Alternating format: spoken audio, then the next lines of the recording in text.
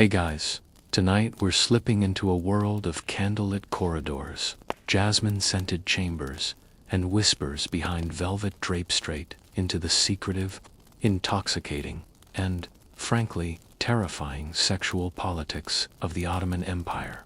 You find yourself barefoot, padding over marble floors slick with rosewater, the air thick with oud and intrigue. A eunuch glances at you with unreadable eyes, and the double doors behind him creak open, revealing the harem. Hundreds of women, hundreds of rules, and not one moment of true freedom. You might be thinking, how bad could a life of silk pillows and silver trays really be? Well, you're about to find out. And spoiler alert, you probably won't survive this.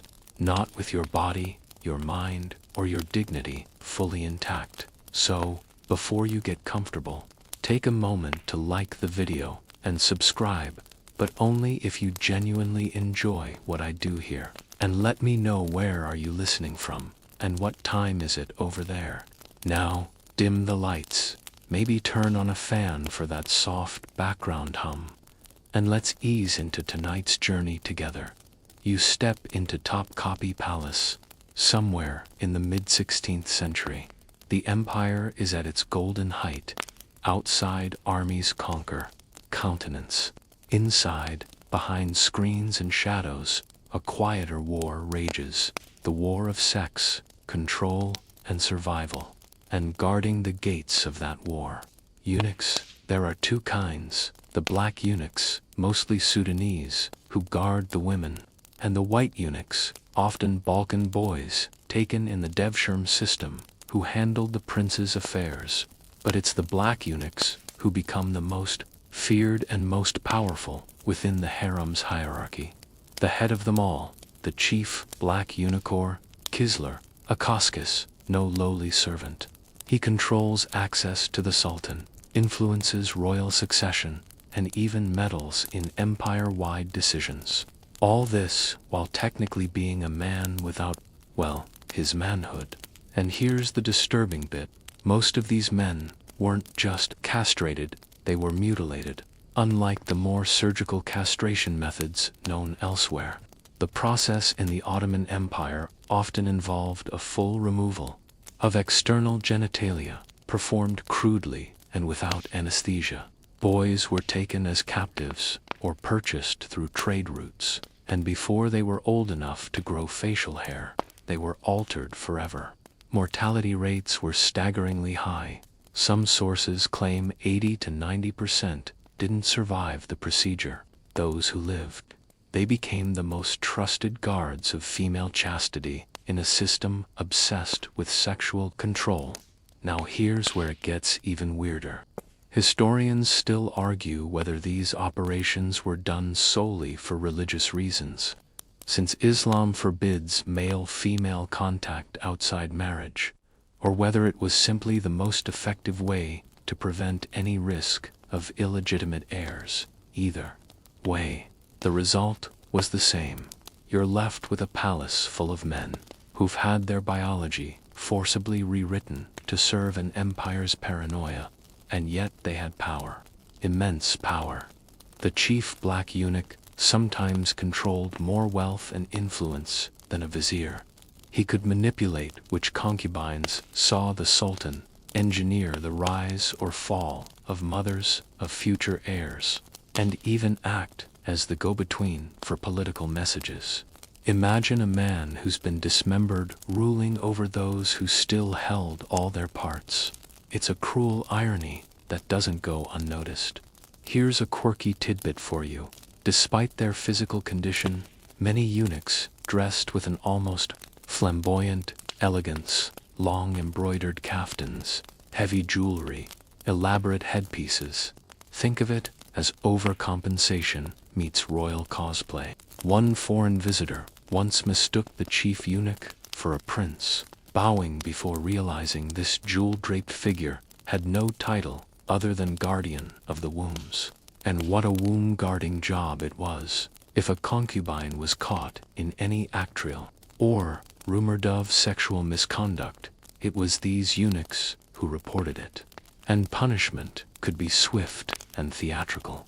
You might be drowned in the Bosphorus, sewn into a sack with stones, and thrown from the Maiden's Tower.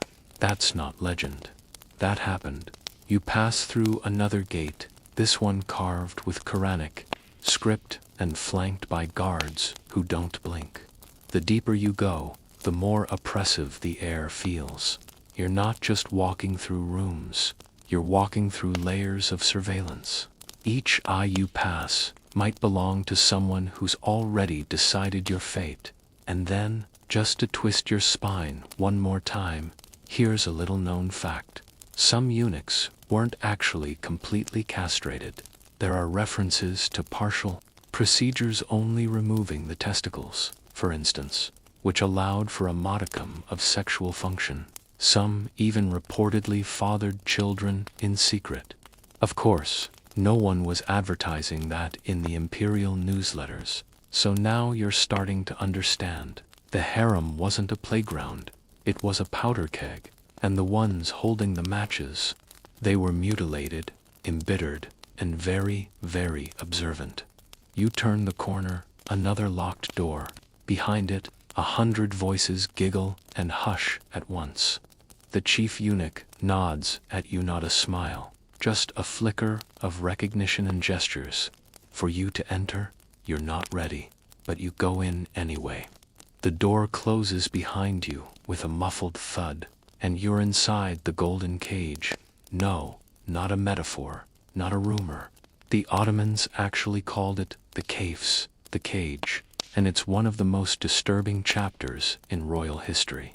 Tucked inside the harem's gilded architecture, like a dirty secret behind brocade. At first glance, it looks luxurious.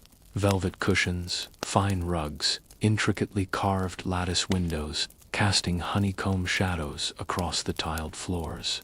There's a gentle breeze drifting through perfumed curtains. But make no mistake, there are no locks on the inside. The windows are barred. The guards don't speak, and the people inside, they aren't prisoners by law. They're prisoners by blood. You're now among the imperial princes, sultans in waiting, heirs to the most powerful Muslim empire on earth, and every one of them is living in a paranoid, sexually stunted limbo. For centuries, the Ottoman succession system followed a brutally simple logic: kill your brothers, or they'll kill you. The law wasn't just accepted, was codified. Under Sultan Mehmed II, the law of fratricide was formalized, giving the reigning sultan full legal right to execute his siblings for the good of the empire. Picture that family dinner. It was supposed to prevent civil war. In reality, it turned the palace into a maze of preemptive murder, backstabbing concubines, and whispered plots with enough tension to make Shakespeare blush. Eventually, a softer method emerged, if you can call it that. Instead of slaughtering his brothers, a new sultan would lock them away. Not in dungeons, but in a private wing of the palace, dressed up like a princely apartment. They couldn't marry, couldn't father children, couldn't step outside. They waited for years, sometimes for decades. And so you're here now, sitting beside a prince who hasn't touched another human being in 5 years. He stares blankly out a grilled window at a garden he's never walked through. He listens to court gossip through servant whispers. He's been raised to be a ruler, but no one taught him how to rule. He's forgotten what real sunlight feels like. And worst of all, he's sexually repressed in ways that even Freud would tap out on. Some of them go strange. One starts obsessively carving erotic poetry into the marble walls. Another hoards dead insects in embroidered handkerchiefs. One builds elaborate chess sets where each piece is named after a concubine he'll never meet. There are guards eunuchs, of course stationed just outside the door, not to protect, to ensure nothing comes in or out. And yet, desires seep through the cracks. One night, a laundry girl leaves behind a scented scarf. A prince keeps it under his pillow for years. Another trades a family heirloom for a glimpse of a bare ankle behind a screen. Nothing explicit, but to these men, even a breeze that smells of unfamiliar perfume is erotic. Historians still argue whether the kafes was a humane innovation or psychological warfare. On one hand, it spared bloodshed. On the other, it created rulers who were either completely disconnected from reality or worse, obsessed with asserting dominance. Once finally released, there's the story of Sultan Ibrahim, who spent 20 years in the kafes. When he finally ascended the throne, he was so starved for sensuality that he reportedly ordered the palace filled with hundreds of concubines, demanded rooms be perfumed with ambergris and musk, and became obsessed with plumpness to the point of drowning one lover for not meeting expectations. He later threw the treasury into chaos, buying sable-lined furs for his pet fish. Eventually, his own court had him deposed and strangled with a silk cord. Quirky tidbit, yes, comforting, not even close. And it's not just the men suffering. The concubines know exactly what's at stake. A glance, a gift, a rumor. Any of these can destroy a prince's chance at the throne or elevate it. It's a constant push and pull. One valid sultan, the sultan's mother, might send her maid into the kafes under the guise of delivering fruit, knowing full well what an accidental encounter could trigger. Another might plant stories about a rival's son being overly affectionate with his wet nurse. Sex here is never just sex. It's power, it's survival. It's a currency that buys either a future or an anonymous grave. The system also meant that many princes never developed real relationships. They grew up without siblings, without friends, without even basic courtship skills. When they did become sultan, their first sexual experiences were often orchestrated performances, more political ritual than passion. One prince, upon becoming sultan, reportedly asked whether it was appropriate to hold a concubine's hand before intercourse. Another was so shy, he insisted his first night be supervised by his nanny. Imagine that. You spend decades imprisoned for the safety of the empire, and when your moment finally arrives, you don't even know how to kiss. And here's where it gets especially bizarre. Some cave-skept princes began to reject women altogether, not out of preference, but from sheer fear and confusion. Rumors circulated of secret romances between guards and princes, of erotic art exchanged in secret, of one prince who dressed only in women's clothing by his own insistence. Is any of it true? Historians still argue. But in a palace ruled by silence, the rumors echo louder than the facts. You walk down a narrow hallway, past closed doors and faded portraits. One painting catches your eye. It's of a young man holding a rose, his gaze distant, almost mournful. You look closer. Someone's scratched a word into the frame, Beckel. Wait, maybe that's all the kafes ever was, a place where desire had to wait, where men waited for the crown, for a touch, for something resembling normal life. Some waited so long, they forgot what they were waiting for. You sit now on a window ledge, the marble cool beneath your skin. You hear laughter from the outer gardens. It sounds light, musical, but you know better.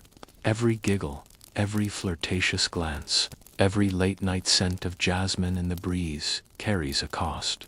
You wonder, in this place of velvet and chains, if anyone ever really wanted to be sultan at all. The door creaks again. You're ushered out of the kafes and into a side wing of the harem. At first, it feels like a relief, more light, more color, more people, but very quickly, you realize that the tension hasn't gone anywhere. It's just changed shape. Here, the walls aren't watching you, with quiet dread. They're watching you with judgment. Welcome to the bedroom battlefield of the imperial court, where concubines are bred not for pleasure, but for politics, and where every child born is both a miracle and a ticking bomb. You pass a marble fountain. The water trickles gently, masking the soft footsteps of women gliding by in slippers. They smile politely, but behind every kohl-lined eye is a calculation. Every nod a potential checkmate. This isn't a romantic palace of silk and roses. This is war. A war fought without swords, but with seduction, jealousy, and WOMBS. This is the inner harem, the deepest part of the imperial palace, the beating heart of Ottoman dynasty building. And make no mistake, it's not a pleasure garden. It's a crucible. Here live the Sultan's concubines. Dozens, sometimes hundreds, depending on the era. They're not wives, not legally. The Sultan traditionally avoided marriage, reserving it only for high-stakes diplomatic alliances. The women here are slaves, technically, but don't imagine chains or cellars. These slaves wear embroidered silk. They eat off porcelain, and they might just produce the next ruler of the empire. The stakes, everything. Let's break it down. If a concubine sleeps with the Sultan and conceives a son, her entire life changes. She's no longer one of many. She becomes the Hasaki Sultan, his favorite. Her chambers are upgraded. She gains influence, staff, security. Her meals are tasted. Her jewelry gets heavier. And her son, he's now in the line of succession. This isn't just a promotion.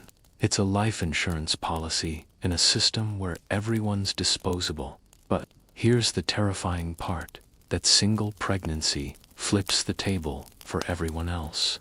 Suddenly, dozens of other women become enemies.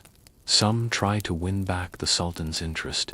Others try to befriend her, ride her coattails. Still others plot. They slip herbs into her sherbet, leave thorns in her slippers, send rumors spiraling through the halls. Remember, the palace is a whisper factory. Every giggle behind a screen, every offhand comment by a maid, every flicker of a frown can spark an avalanche, and no one is immune. There's an old saying here, in the harem, you rise by birth and fall by glance, and looming over all of it is the valid Sultan, the Sultan's mother. She once played the same game, and she won. Now she rules the board, as valid. She's the most powerful woman in the empire, arguably more powerful than any vizier. She oversees the harem's finances, manages the hierarchy of concubines, and most importantly, controls access to her son. In many cases, she decides which women he sees and when. If she doesn't like you, you may never see the Sultan again. Doesn't matter how beautiful, talented, or clever you are. You're done. And if she does like you, well, that might be worse, because then you become a threat. Here's a verified historical fact. During the 16th and 17th centuries, a period scholars call the Sultanate of Women, the imperial harem produced more political influence than the imperial council. Grand viziers came and went, but the valid sultans, they endured. They appointed generals, they influenced treaties, they had spies in every corner of the court. All of that begins here, in bed, and sex, in this system, isn't spontaneous. It's scheduled, orchestrated, even auditioned. Concubines train for years to perfect the role. They're taught etiquette, calligraphy, poetry, dance, storytelling, music hand, of course, how to please without offending, how to arouse without appearing forward, how to disappear once the Sultan rolls over. You peek through a wooden lattice. A young girl, maybe 14, is being groomed for her first appearance. Her attendants bathe her in orange blossom water, oil her skin with almond essence, wrap her hair in a red silk veil. She trembles slightly when they brush kohl around her eyes. This might be the most important night of her life, or the last time she's ever spoken of again. And here's the strange rule. Once a concubine gives birth to a son, she is never allowed to sleep with the sultan again. That's not optional. That's policy. Why? The idea was to prevent any one woman from dominating the sultan's affections. After all, love could cloud a ruler's judgment. It could create dangerous loyalty. It could lead to her manipulating him.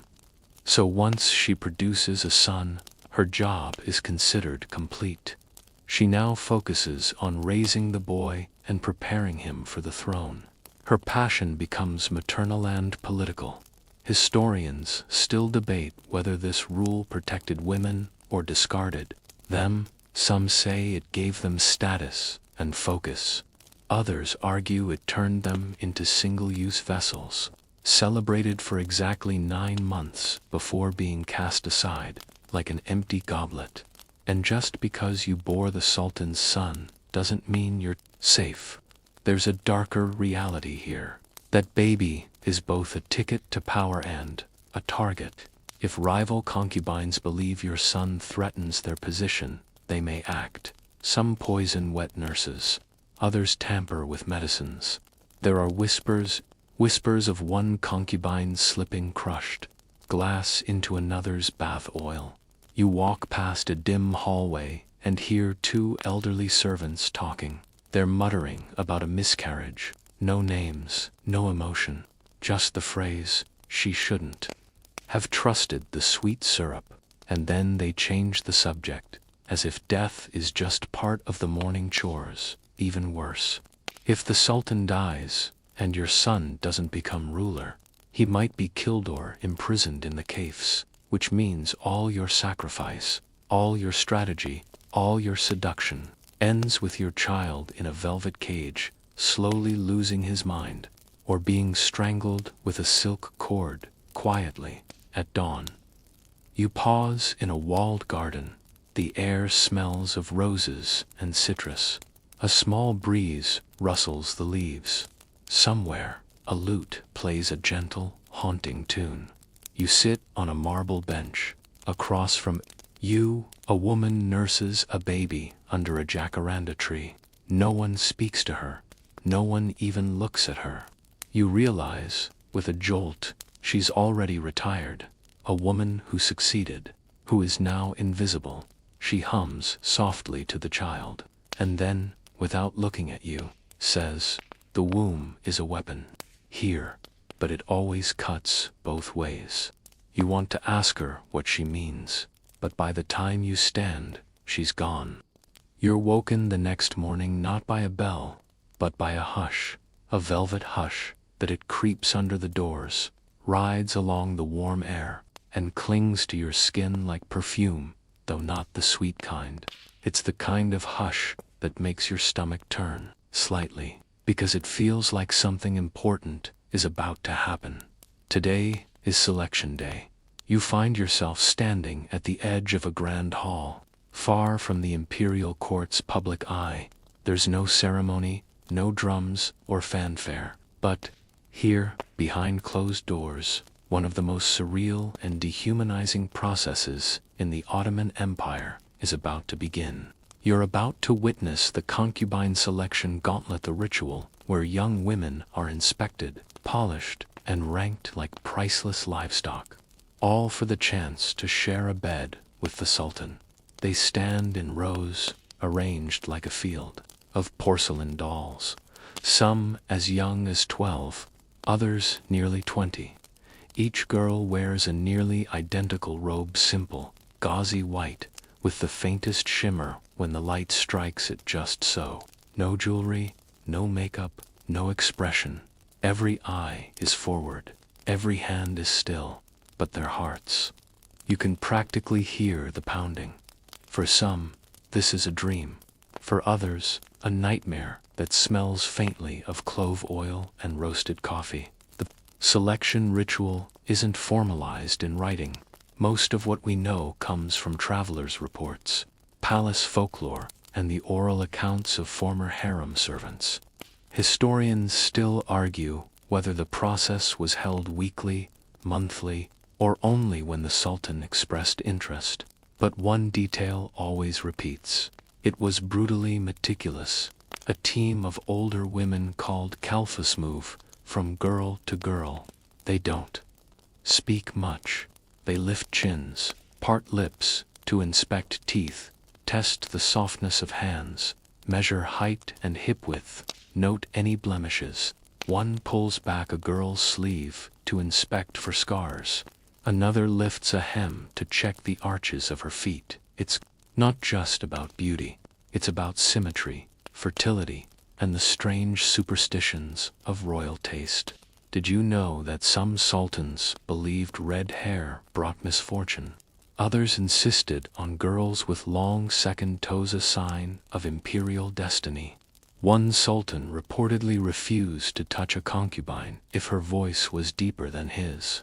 Another demanded that all selected girls be born on Fridays. Fringe, yes, but in a court where everything is politics, even birthmarks can be political liabilities. One poor girl sneezes. She's pulled from the line instantly. No explanation. Her face drains of color, and she vanishes behind a curtain. You'll never see her again. You shift nervously when the Kalfas finish their inspection. The chosen girls are led away not to the Sultan, not yet, but to another transformation room, because now comes the preparation, the bathing, the grooming, the scenting. This isn't about hygiene, it's about presentation. The Ottomans believed that beauty wasn't natural, it was curated, designed. And so you enter the harem baths. Steam curls through the marble like living lace. You smell lavender oil, jasmine soap, something musky and unidentifiable. The air is thick, almost too thick. You watch as the selected girls are stripped and led into pools. Their skin is scrubbed until it glows. Hair is oiled and braided. Nails are dyed with henna. Faces are massaged to soften lines that haven't even formed yet. Then comes the scenting. The Ottomans were obsessed with fragrance. They believed the right scent could signal nobility, virginity, even virtue. Each girl is assigned a different oil blend: rose, sandalwood, ambergris, violet. No girl leaves the same as she entered. One might smell of moonlight and myrrh, another of crushed mint and cedar. You catch a whiff of something floral and strange. Someone murmurs, "That's the blend worn by Harem Sultan on her first night." You wonder if it's true or just harem gossip passed down like sacred scripture. One quirky tradition. Some girls were lightly dust-bathed in gold powder. Yes, real gold before being presented. Not just for shimmer, but as a symbol of divine favor. Whether this was ever common is debated, but European visitors occasionally noted seeing gilded virgins in court. You move with the crowd now to the presentation hall. It's smaller than you expected, intimate, candlelit. Cushions line the floor. A curtain veils the Sultan's chamber beyond. The girls kneel, one by one, on soft pillows. A eunuch steps forward. He holds a scroll knot with their names, but with coded identifiers. No girl is called by her birth name here. Each has been renamed in the harem: Gulbahar, spring rose, Safi, pure, Nazili, shy. These names are not identities, they're roles, costumes, traps. The curtain stirs. Somewhere beyond it, the Sultan watches. Or perhaps he doesn't. Perhaps the chief black eunuch will choose for him. Perhaps the valid Sultan will whisper a name in his ear after dinner. You'll never know. All you see is the moment of stillness. A name is called. A girl rises. She doesn't look back. She disappears behind the curtain, and the room exhales. The others remain, eyes on the floor. no one speaks. Some will be selected tomorrow, some never again. A few will age out and be married off to loyal officials as rewards. Decorative wives with no dowries but imperial scent on their skin. Others will serve in silence until they are too old to bear sons, at which point they'll be given a modest pension and politely shown the door. And then there are the unlucky ones, the ones who displease, the ones who resist, the ones who become too attached, too jealous, too loud. They vanish, no trials, no explanations, just a missing slipper, a cold spot at breakfast, a rumor passed by a bathhouse mirror. Historians still argue how much of this was systemic and how much was mythologized by outsiders. After all, very few ever saw the real rituals inside. Most of what we know comes from stitched-together testimonies, Ottoman court records, and the wide-eyed exaggerations of European diplomats with overactive imaginations.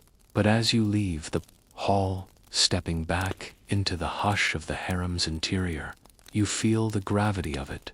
Even if the details blur across time, the truth of it remains. Women here were chosen like objects, styled like goddesses, and discarded like secrets, all for the chance to lie beneath a crown. You haven't spoken a word in what feels like hours. Maybe it's the silence of the harem halls that's gotten to you so thick it almost hums. Or maybe it's something else. The dawning realization that what you're witnessing isn't just cruelty. It's something more refined, more precise. You're looking at a machine built on intimacy, a system designed to convert desire into dynasty, and now you've reached the heart of that system, the imperial childbirth chamber. To outsiders, it might seem like the natural conclusion of a royal romance, the concubine chosen, the bed shared, the pregnancy successful, but you know better now. Nothing about this is soft or sentimental. Not when power is about to exit a womb. You're led through a narrow hallway, low ceilings, flickering oil lamps, no windows. The walls here feel tighter, more nervous. At the end is a heavy wooden door guarded by two eunuchs. They glance at you, then step aside without a word. Inside is a room unlike any other in the palace. A fire crackles. The air is warm but not comforting, too heavy, too moist. Piles of embroidered blankets lie stacked in the corners. Bowls of water steam beside trays of herbs, mint, clove, pomegranate, root. There are silks on every surface, but none are smooth. Everything here is crumpled, stained, used. This is the room where imperial children are born, and with them, the future of the empire. The concubine is on the bed now, propped up with cushions. She grips a cloth wrapped around a ceiling beam, sweat clinging to her skin. Her face is red, her teeth clenched. Midwives hover nearby, murmuring prayers as they press damp cloths to her forehead. One chants verses from the Quran, another kneels. By her feet, hands ready, the atmosphere is electric and tense, because this is not an ordinary birth. It's a calculated moment of empire. If this child is a boy, everything changes. For the mother, for the harem, for the political future of the dynasty. If it's a girl, well, there's a polite silence. For that. And remember, in the harem, no joy is ever safe. Childbirth is dangerous, especially here. Ottoman midwives were skilled, yes, but even their talent couldn't erase the risk. Mortality rates were high. Infection was a constant threat. Some concubines died in labor without ever knowing whether they'd succeeded. And even if the mother survived, the child might not. A weak cry, a bluish tint, a single mistake in cutting. The cordeni of these could render a future sultan nothing more than a briefly whispered hope. You watch as the midwives begin the final stage. The concubine lets out a cry, short, sharp, then fading. There's motion, a pause, and then a sound, a baby's wail, a long, healthy, furious sound that shatters the silence of the palace like glass. The midwives murmur blessings. A eunuch disappears into the corridor at a sprint. A copper bell is rung in another wing. It's a boy. The concubine sobs not just from pain, but from the sudden vertigo of relevance. Just yesterday, she was a girl among dozens. Now, she's a mother to a prince. Her name will be recorded, her chambers expanded. She'll have her own steward, her own kitchen, her own guards. She is no longer disposable, but you can see it already. Even as she holds the newborn, she's not safe, because now, the stakes are even higher. You learn quickly that royal births are both celebrated and feared. A boy's arrival doesn't guarantee survival. Infant mortality was common even in the palace. Some scholars believe rival factions within the harem may have subtly sabotaged infants, and oversalted broth fed too early, a toxic salve applied by accident. Of course, nothing was proven, but the whispers never stopped. And here's a disturbing custom. The umbilical cord of a prince was often buried with ritual caresum, say, under sacred trees. Others claim inside sealed jars within the palace walls. The belief was that it tied the child spiritually to the empire, but others saw it as a safeguard, even a political anchor.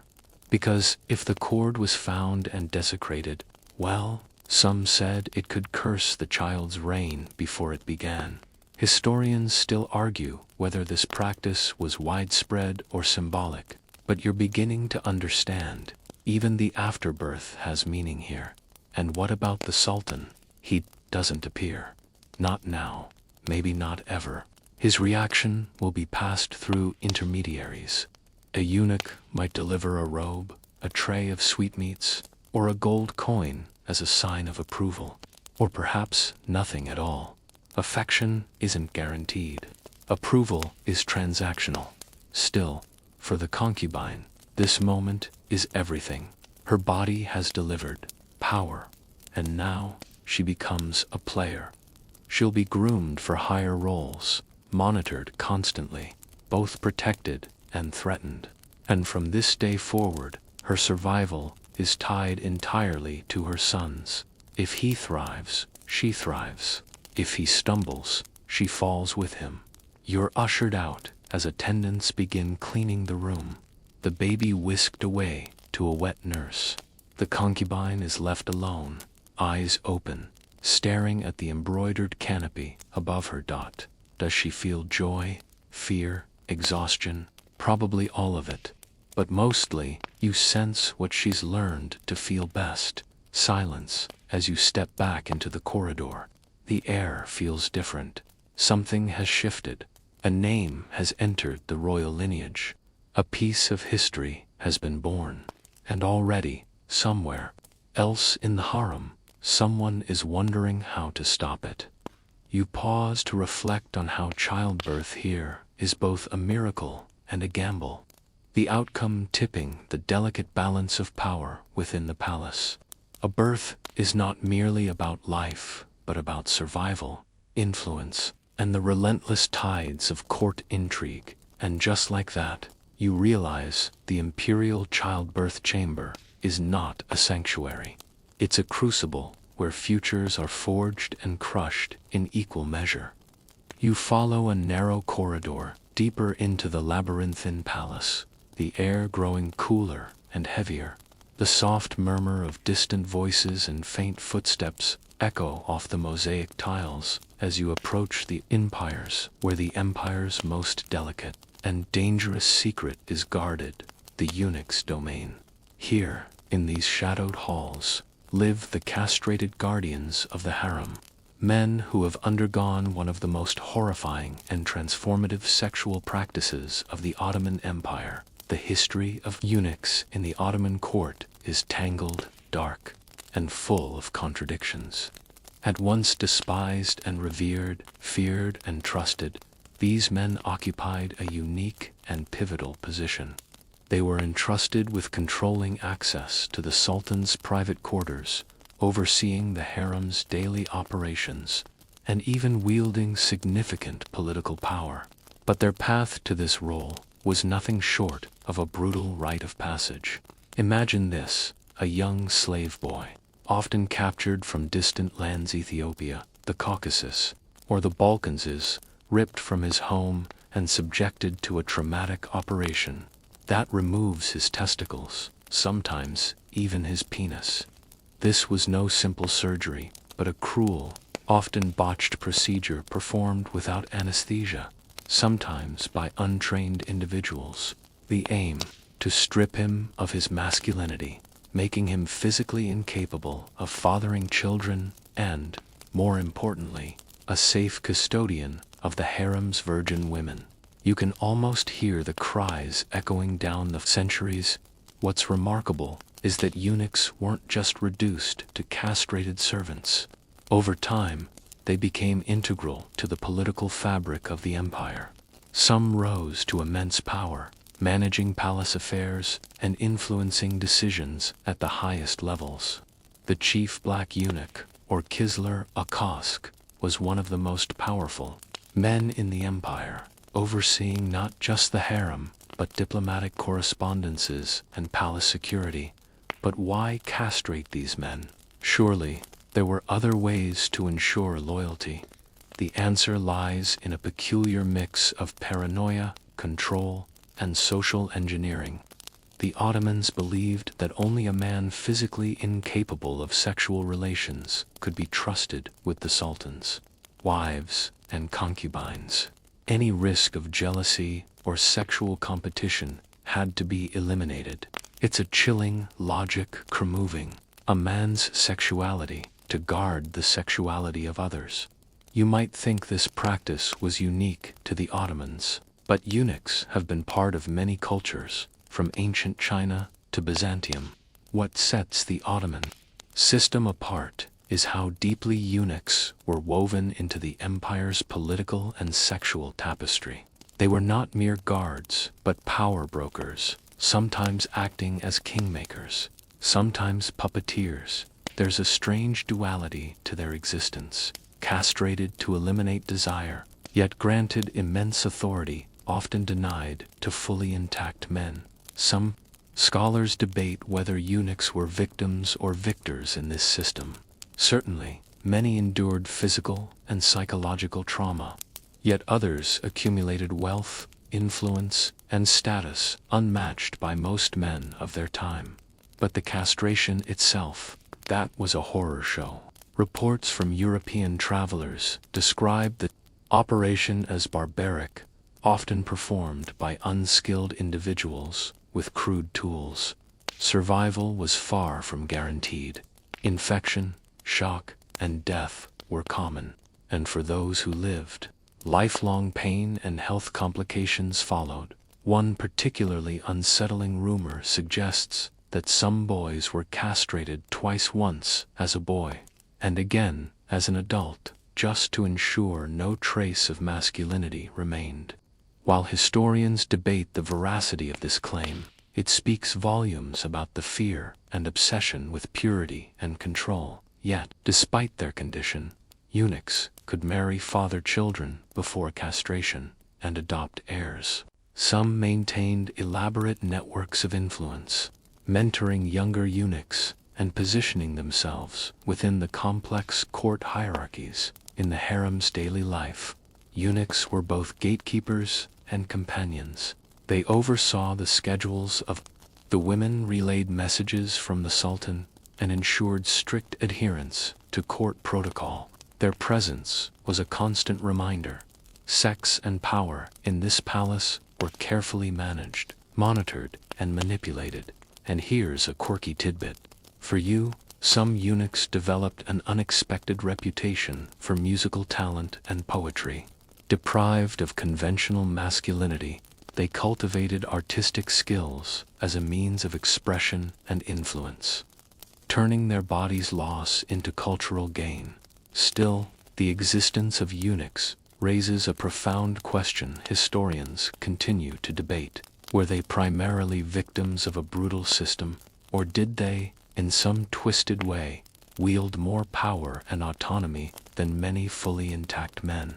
You step back from the shadowy chambers, the echoes of whispered secrets lingering in your mind. The eunuchs' lives were paradoxes, a blend of sacrifice, survival, and unexpected sovereignty. And as you leave, you realize this was just one of many threads weaving together the Ottoman Empire's complex, terrifying relationship with sex, power, and control. You find yourself wandering through the quieter, less ornate wings of the palace, where the whispers of intrigue and control give way to an altogether more private and chilling reality.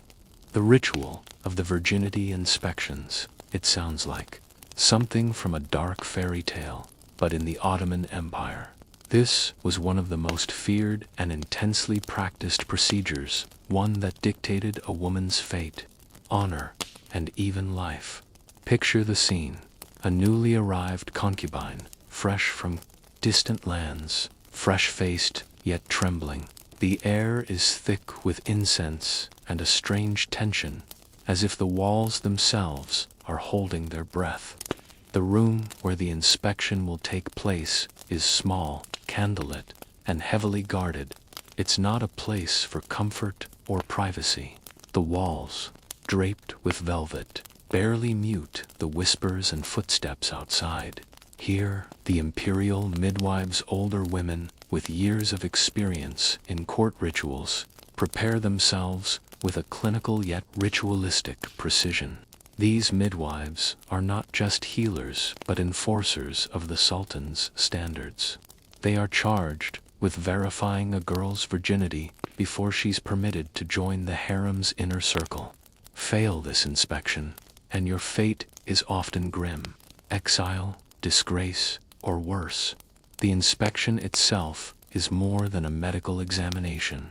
It's a public and symbolic performance, final test of purity, loyalty, and worthiness. The methods used were varied, but most involved physical examinations to check for the presence of the hymen or evidence of previous sexual activity. If that sounds invasive, it was, and that's an understatement. You learn that virginity inspections weren't just about biology.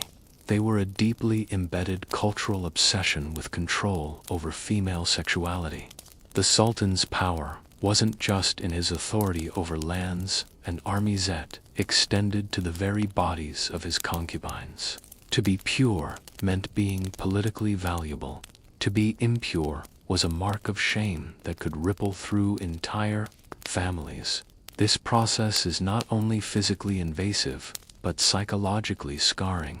Girls often endured these examinations in isolation, with eunuchs standing guard outside to prevent any interference or escape. Failure could mean immediate expulsion from the palace, or, according to some accounts, punishment that ranged from beatings to imprisonment. Yet, despite the severity, historians debate the accuracy and frequency of these inspections. Some argue that they were more symbolic than systematic, performed selectively to maintain the myth of the Sultan's harem as a place of pure, untouched women. Others insist they were routine and brutal. One particularly eerie aspect is the role of virginity certificates. Yes, official documents confirming a girl's virginity, signed and sealed by palace officials. These papers were crucial for bureaucratic record-keeping and served as proof to nobles and diplomats, who sometimes visited or married into the extended Ottoman elite. Imagine the absurdity: your body's most private detail reduced to a bureaucratic stamp. That the obsession with virginity extended beyond the harem. It permeated Ottoman society at large, influencing marriage customs, honor codes, and legal practices. Losing virginity before marriage could result in social ruin or even legal penalties. For a concubine, it meant much more. Her very existence in the palace depended on it.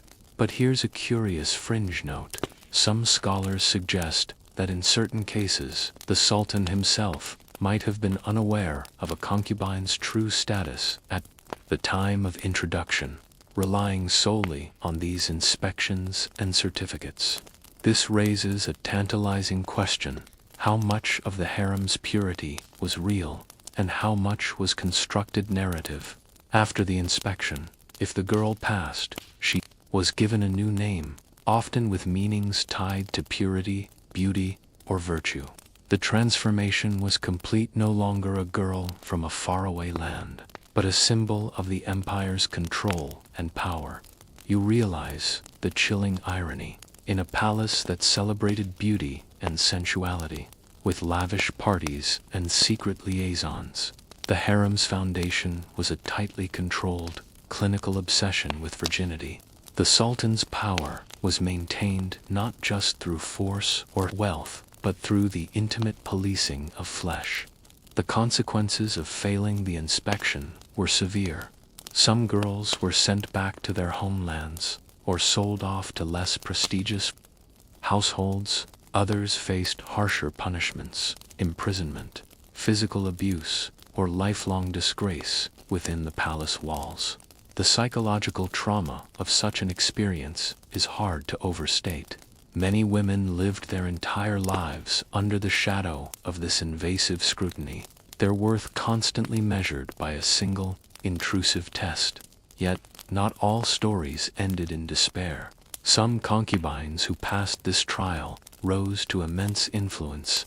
They became favorites of the Sultan, mothers to princes, or powerful intermediaries within the palace.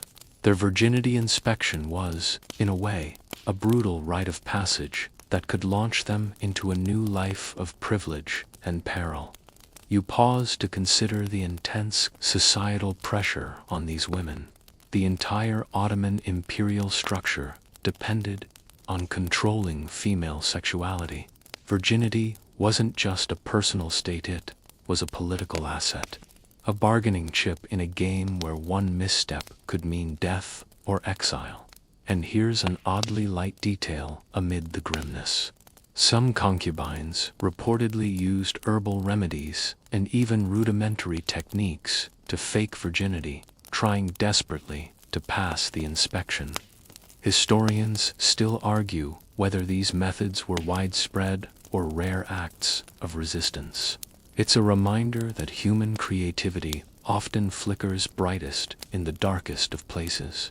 After the inspection, successful girls entered a new world. Their names changed to reflect purity and grace, names like Gulbahar, meaning spring rose, or Ache, symbolizing living. These names weren't just labels, but badges of honor, marking their rebirth as symbols of Ottoman control. You leave the inspection chambers behind, but the sense of claustrophobia lingers. The ritual you witnessed is a stark reminder of how the empire's vast power was exercised not just through armies and laws, but through the intimate, invasive policing of bodies. Historians still debate the scope and nature of virginity inspections, but there's no denying their psychological and political weight in the Ottoman world. As you step back into the sunlight of the palace gardens, the scent of jasmine and orange blossoms washes over you. The empire outside seems peaceful, almost serene, yet beneath this calm lies a world of secrets and silent control, where every silk curtain hides stories of power, survival, and the haunting grip of purity. How many lives were shaped or shattered by a single inspection? You'll never know. But the echoes of this ritual resonate through history, a chilling reminder that in the Ottoman Empire, control began with the body and virginity was the first battlefield. You find yourself wandering through the quieter, less ornate wings of the palace, where the whispers of intrigue and control give way to an altogether more private and chilling reality. The ritual of the virginity inspections. It sounds like something from a dark fairy tale, but in the Ottoman Empire, This was one of the most feared and intensely practiced procedures, one that dictated a woman's fate, honor, and even life. Picture the scene. A newly arrived concubine, fresh from distant lands, fresh-faced yet trembling. The air is thick with incense and a strange tension, as if the walls themselves are holding their breath. The room where the inspection will take place is small, candlelit, and heavily guarded. It's not a place for comfort or privacy. The walls, draped with velvet, barely mute the whispers and footsteps outside. Here, the imperial midwives, older women with years of experience in court rituals, prepare themselves with a clinical, yet ritualistic precision.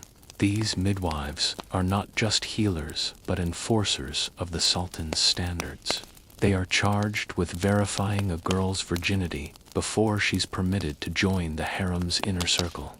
Fail this inspection, and your fate is often grim. Exile, disgrace, or worse.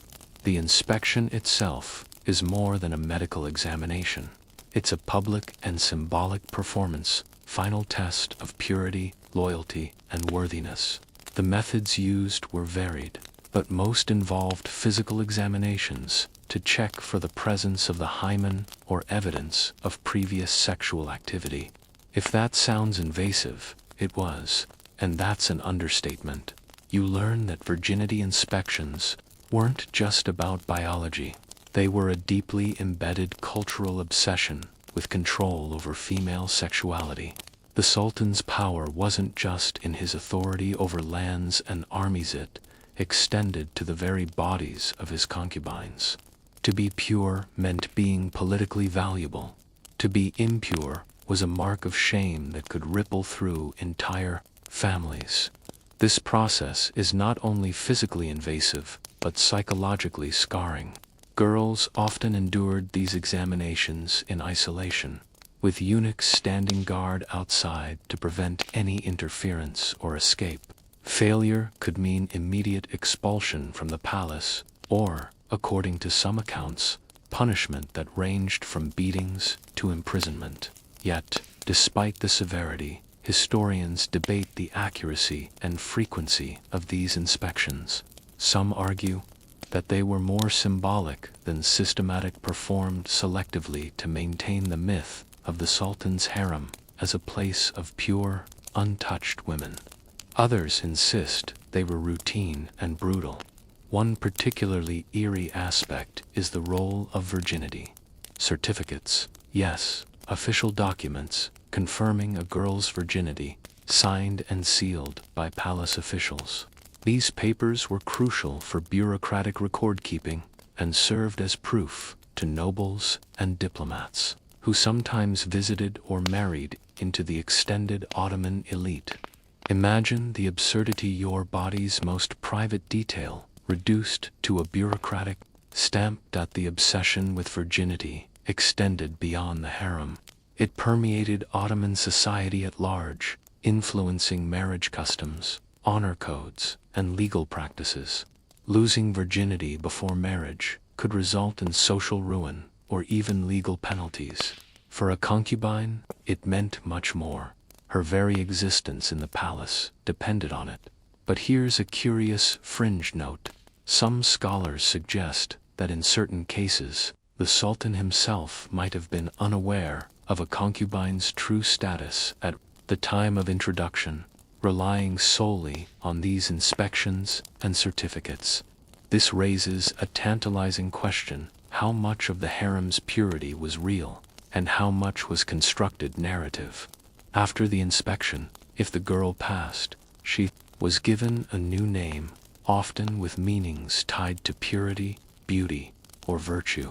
The transformation was complete, no longer a girl from a faraway land, but a symbol of the empire's control and power. You realize the chilling irony in a palace that celebrated beauty and sensuality, with lavish parties and secret liaisons. The harem's foundation was a tightly controlled, clinical obsession with virginity. The Sultan's power was maintained not just through force or wealth, but through the intimate policing of flesh. The consequences of failing the inspection were severe. Some girls were sent back to their homelands or sold off to less prestigious households. Others faced harsher punishments, imprisonment, physical abuse, or lifelong disgrace within the palace walls. The psychological trauma of such an experience is hard to overstate. Many women lived their entire lives under the shadow of this invasive scrutiny, their worth constantly measured by a single, intrusive test. Yet, not all stories ended in despair. Some concubines who passed this trial rose to immense influence. They became favorites of the sultan, mothers to princes, or powerful intermediaries within the palace. Their virginity inspection was, in a way, a brutal rite of passage that could launch them into a new life of privilege and peril. You pause to consider the intense societal pressure on these women. The entire Ottoman imperial structure depended on controlling female sexuality. Virginity wasn't just a personal state, it was a political asset, a bargaining chip in a game where one misstep could mean death or exile. And here's an oddly light detail amid the grimness. Some concubines reportedly used herbal remedies and even rudimentary techniques to fake virginity, trying desperately to pass the inspection. Historians still argue whether these methods were widespread or rare acts of resistance. It's a reminder that human creativity often flickers brightest in the darkest of places. After the inspection, successful girls entered a new world. Their names changed to reflect purity and grace, names like Gulbahar, meaning spring rose, or Ache, symbolizing living.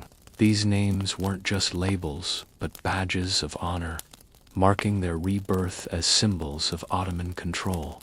You leave the inspection chambers behind, but the sense of claustrophobia lingers.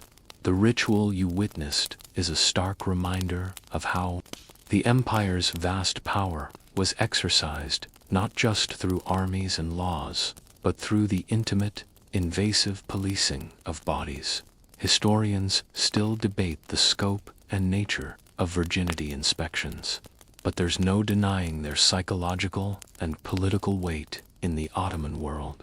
As you step back into the sunlight of the palace gardens, the scent of jasmine and orange blossoms washes over you.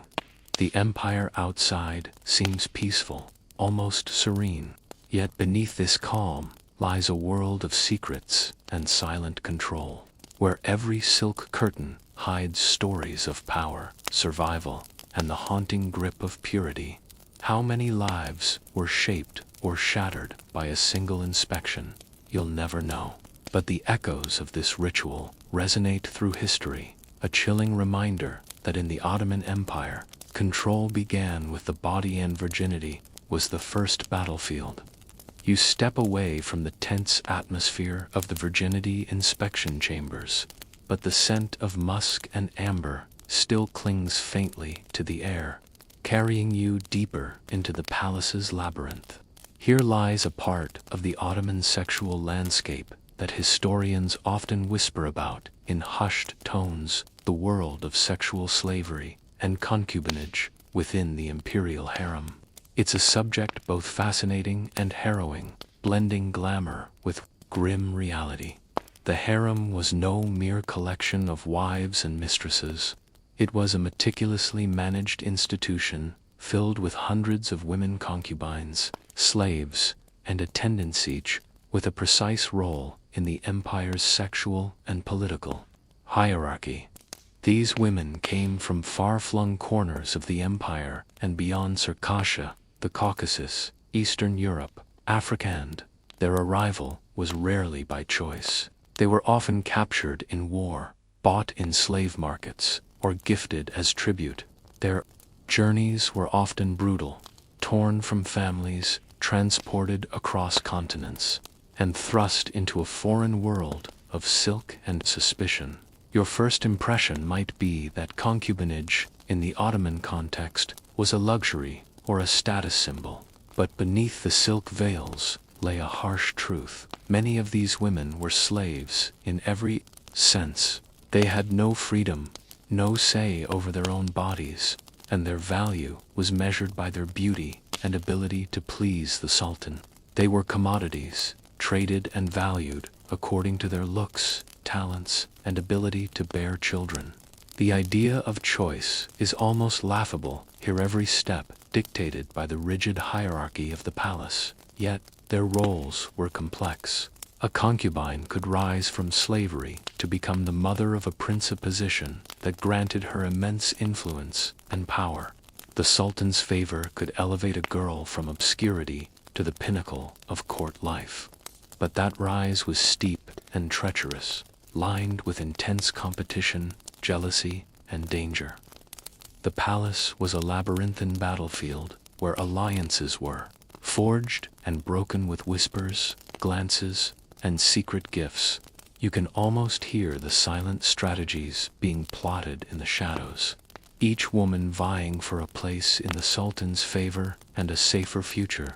Sexual slavery in the harem wasn't just about pleasure.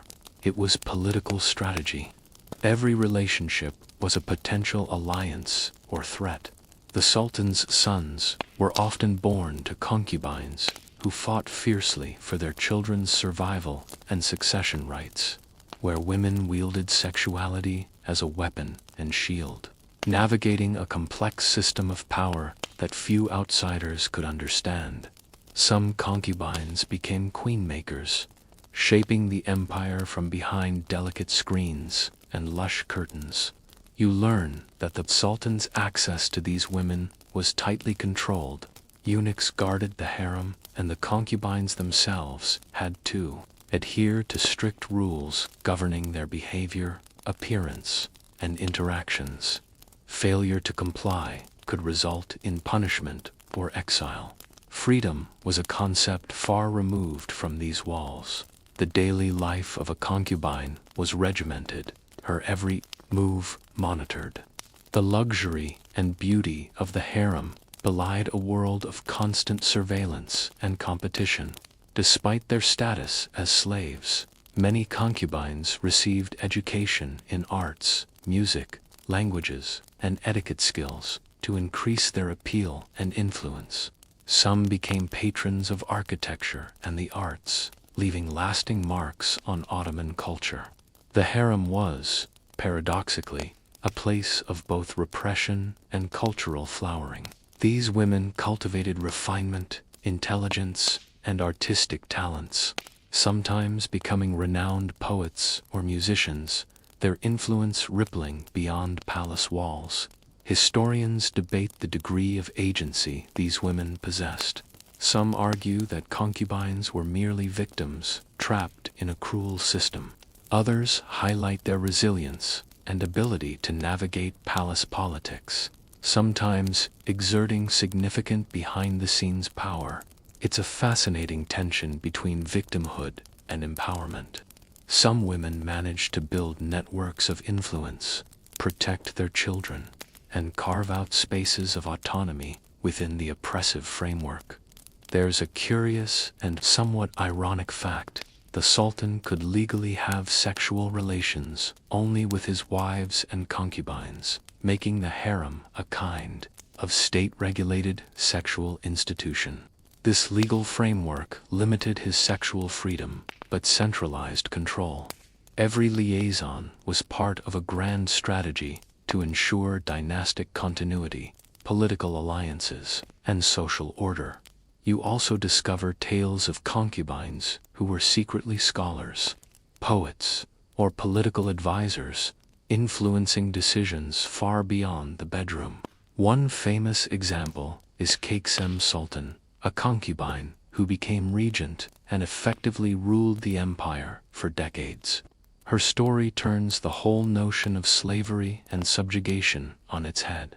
She wielded power not through force, but through intelligence, diplomacy, and sometimes ruthless ambition. But life in the harem was far from a fairy tale. You hear whispered accounts of women who suffered abuse, isolation, and despair. Escape was nearly impossible, and many concubines faced the constant threat of jealousy, suspicion, or violent rivalry. Sometimes, the threat came from the Sultan himself if favor turned to wrath. Lullabies and cruel screams.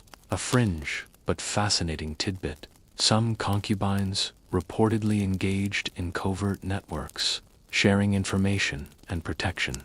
These secret alliances may have helped them survive the treacherous politics of the palace. Like an underground resistance, these networks created pockets of solidarity amid the isolation.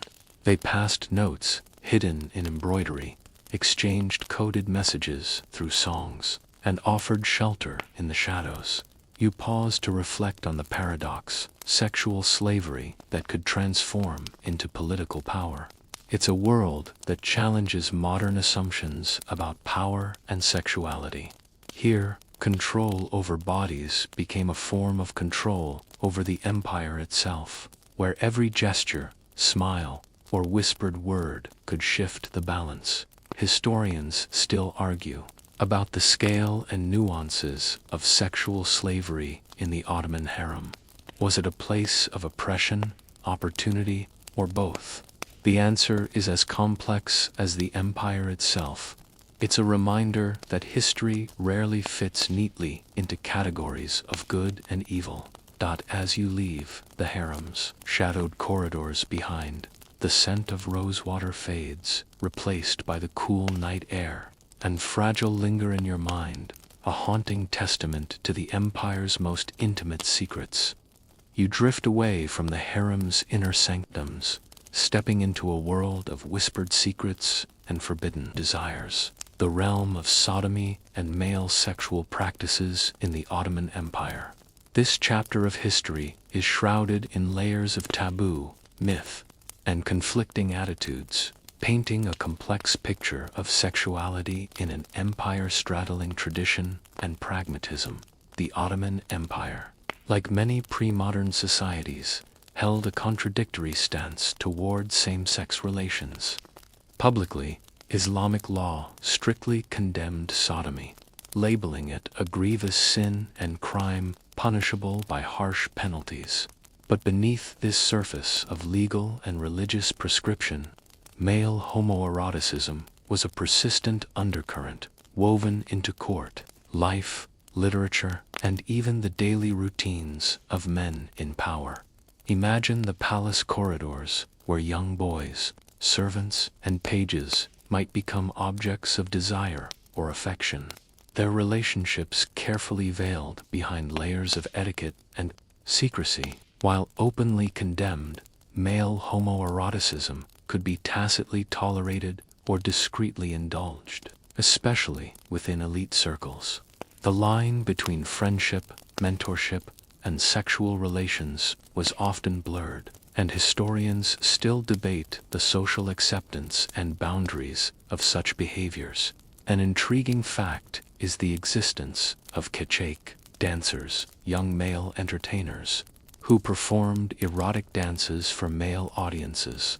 These performers wore elaborate costumes, sometimes blurring gender lines, and were celebrated for their beauty and sensuality.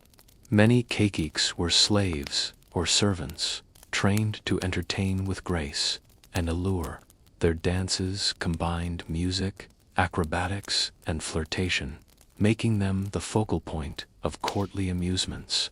Yet their existence sparked controversy and periodic crackdowns by authorities concerned with morality. These kekek dancers exemplify the fluidity and complexity of gender and sexuality in Ottoman society. Their performances were both celebrated and feared, admired for artistry, yet associated with moral danger. Some accounts even describe them as possessing a kind of cult-like following, admired not only for their physical beauty, but also for their charisma and mystery. The imperial court also saw instances where male favorites gained significant influence. Powerful pashas and viziers sometimes maintained male companions or lovers, navigating the fine line between public discretion and private indulgence.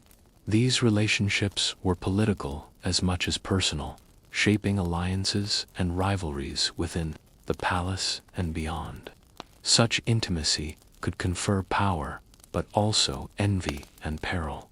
The delicate balance of these relationships was a constant dance of trust and suspicion. Historians still argue about how widespread or accepted same-sex relationships were. Some suggest a culture of tolerated homoeroticism among men, especially in private settings, while others emphasize the official stance of condemnation and punishment. It's a puzzle with many missing pieces. The Ottoman legal system did punish sodomy with whipping, imprisonment, or even death. Yet, enforcement was inconsistent, often influenced by political considerations and social status. One rather quirky and less-known tidbit involves poetry and literature. Ottoman poets often employed homoerotic themes in their work, celebrating the beauty of young men with lyrical passion. These verses circulated in elite literary circles, a coded language of desire and admiration that could exist even within conservative contexts. Some poems delicately blurred lines, praising youthful beauty while remaining ambiguous enough to evade censure. The tension between public morality and private pleasure reveals a society grappling with human desires versus religious doctrine. Some scholars argue that homoerotic friendships were a recognized social category, with sexual intimacy sometimes part of these bonds, especially in elite male spheres like the military corps or palace guards. Yet others stress the severe legal and social risks involved. You also learn that the Ottomans inherited a complex legacy from their Byzantine and Persian predecessors, blending legal, religious, and cultural attitudes toward male sexuality. This syncretism resulted in a patchwork of tolerance and repression that evolved over centuries. Ottoman law books and fatwas revealed detailed discussions about sexual morality, often emphasizing the sinfulness of sodomy, but also outlining nuances regarding consent, coercion, and social rank. The contradiction between public law and private practice highlights a fundamental tension in Ottoman society, a balancing act between religious ideals and human desires. Male homoeroticism existed in a shadowy in-between, visible yet hidden, condemned yet sometimes celebrated. At the same time, male prostitution existed, often linked to the kachik performers or other entertainers. These practices were part of a thriving underground economy, whispered about, but rarely openly acknowledged. Some taverns and bathhouses had reputations for such activities, contributing to a clandestine sexual culture beneath the empire's official veneer. As you step out into the evening air, the scents of jasmine and smoke mix with the murmur of distant music. The empire's sexual practices, far from simple or monolithic, reveal a world where pleasure, power, and taboo intertwine in fascinating, often contradictory ways. Historians still debate the extent and meaning of these practices, but one thing is clear: the Ottoman Empire's approach to male sexuality was as intricate and enigmatic as the empire itself. It's a reminder that sexuality, like power, rarely conforms to simple rules or neat categories. You drift away from the subtle shadows of male desires and now step into the fragrant, bustling world of Ottoman public baths, those social, sexual, and sometimes scandalous spaces where the boundaries of privacy and pleasure blur in unexpected ways. The hammams, or public baths, were not only centers of hygiene, but also places of complex sexual practices and social interaction that historians still puzzle over today. Imagine a vast, domed chamber filled with steam, its marble surfaces slick and glowing under the flicker of oil lamps. Men and women, separated by time or space, immerse themselves in ritual cleansing, chatting, negotiating business, and sometimes indulging in illicit encounters. The air is thick with scents of rosewater, eucalyptus, and the faintest hint of jasmine. You trudge through this steamy world where the lines between the sacred and the sensual often blur. Baths were essential to Ottoman urban life, combining hygiene, relaxation, and social networking. But beneath this veneer of civility lay a host of practices that were as titillating as they were taboo. The hammam was often a hotspot for prostitution, secret liaisons, and flirtations, especially given the relative privacy offered by the warm, steamy environment. Male and female bathers had separate hours or sections, but rumors and tales tell of hidden passages, blind spots, and moments when the rules bent. Sometimes, men hired female attendants, known as telaks, to assist with scrubbing and massage, a service that occasionally led to erotic encounters, tolerated or quietly ignored by the authorities. The idea that baths were simply places of cleanliness is misleading. You uncover accounts of sex workers operating within or around the bathhouses, exploiting the steady flow of patrons. These women often marginalized and vulnerably used the baths as both workplace and refuge. Meanwhile, some wealthy patrons sought discreet pleasures among the steamy corridors, mingling with entertainers, musicians, or servants. A quirky detail: some bathhouses featured elaborate waterworks and fountains designed not just for aesthetics, but to create a soothing, sensuous atmosphere. The gentle sounds of trickling water accompanied whispered conversations and secret meetings, a symphony of discretion. The practice of public nudity in the baths was socially accepted, yet it required a delicate balance of decorum and discretion. Bathers were expected to follow strict etiquette, but human nature ensured that curiosity and desire thrived in these shared spaces. Historians still debate how common sexual encounters were in hammams, and to what extent they were regulated or condemned. Some argue that the baths functioned as quasi-legal zones of sexual expression, where official morality softened in the steam and shadows. Others maintain that strict codes governed behavior, with penalties for transgressions. There's an open, scholarly debate about whether the Ottoman hammam culture indirectly supported prostitution and same-sex encounters, or if these activities were anomalies exploited by a few.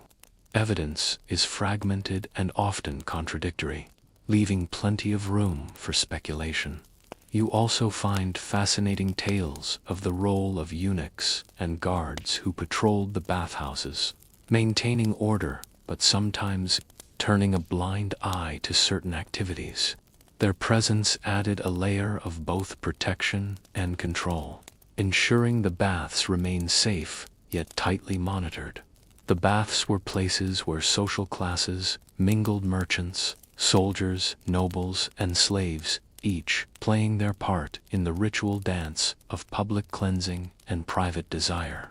This melting pot of society meant the baths were not only places of physical cleansing, but social negotiation. Some bathhouses became legendary for their extravagant design and atmosphere, drawing patrons from across the empire. You imagine grand marble domes, ornate tile work depicting lush gardens, and pools filled with warm, fragrant water. The ambience was carefully crafted to soothe the body and stir the senses. The role of the bathhouse attendant, or telek, was particularly interesting.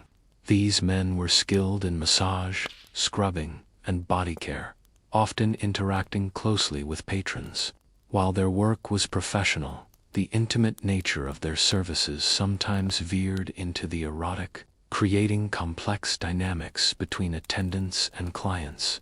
And let's not forget the famous Turkish bath tradition's influence on European culture centuries later, which romanticized and exoticized these spaces, often glossing over their complex social realities.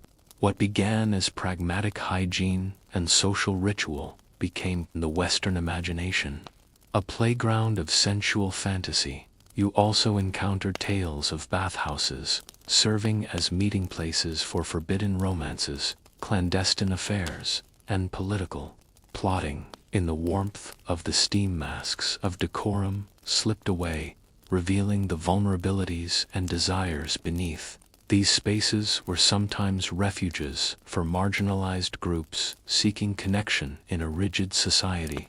As you exit the cool night air after leaving the bathhouse, the contrast between the warmth inside and the chill outside feels like a metaphor for the Ottoman approach to sexuality, a mix of warmth and repression, openness and secrecy.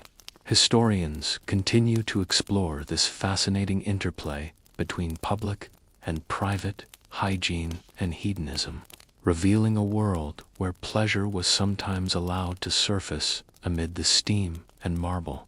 The Ottoman hammam remains a timeless symbol of the empire's complex relationship with sexuality, part sanctuary, part stage, and always a mystery waiting to be unraveled. You leave behind the steamy embrace of the hammam and enter the vivid, chaotic marketplace of Istanbul, a bustling labyrinth where the heady scents of spices mingle with the sharp tang of leather, and the constant murmur of merchants haggling fills the air. The streets hum with life, a swirl of colors and sounds that intoxicate your senses. Here, in the crowded alleys and shadowed corners, sexual practices and desires played out as openly as the vibrant stalls, yet remained as secretive as whispered deals in the dark. One of the most striking and, simultaneously, paradoxically specks of Ottoman sexual culture unfolding here was the prevalence of prostitution. It was a tolerated, though officially condemned, facet of urban life. Brothels, often discreetly tucked away behind unassuming doors or hidden in narrow side streets, catered to a wide range of clients: sailors fresh from distant ports, soldiers weary from campaigns, merchants hungry for comfort, and courtiers seeking discreet pleasures. The streets themselves pulsed with the energy of sex workers negotiating their trade amidst the throng. You can almost hear the soft rustle of silk skirts, the clink of coins exchanged under shadowed awnings, and the subtle glances exchanged across crowded squares. Unlike some parts of Europe where prostitution was more openly regulated, Ottoman authorities walked a delicate tightrope, periodically launching crackdowns on brothels to uphold public morality and placate religious leaders, yet often turning a blind eye to the industry's economic importance and social reality. This oscillation created a fluid and ambiguous space where prostitution was both vilified and tacitly accepted, a gray zone navigated by officials, patrons, and workers alike. Many sex workers were slaves or former slaves, plucked from the empire's vast and diverse territories.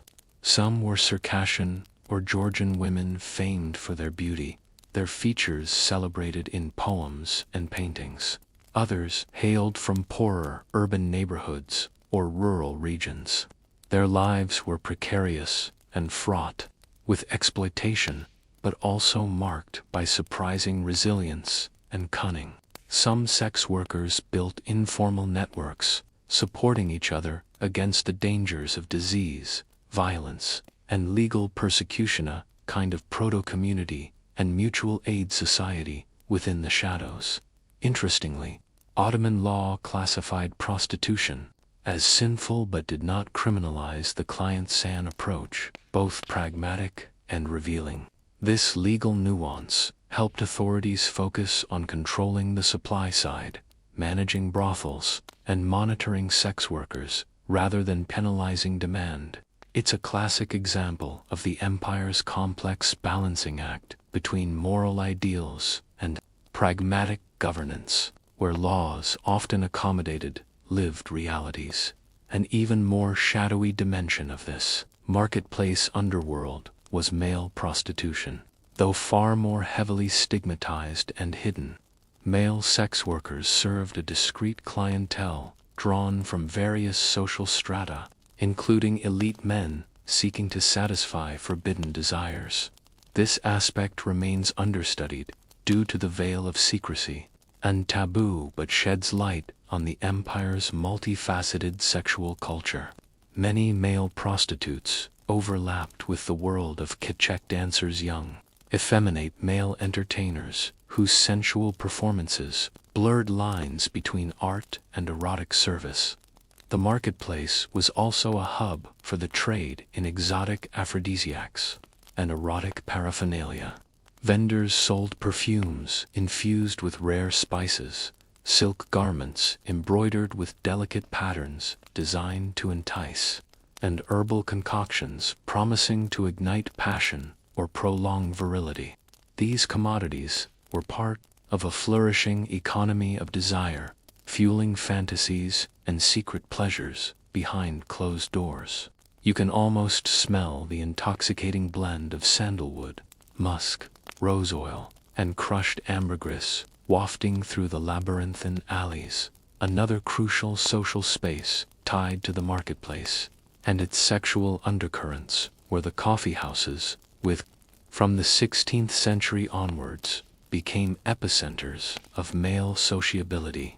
Though not explicitly sexual venues, coffee houses were hotbeds of flirtation, poetry, recitals, storytelling, and even discreet romantic liaisons. Here, men gathered to discuss everything from politics to poetry, sometimes engaging in the kind of charged verbal exchanges that blurred the boundaries between friendship and desire.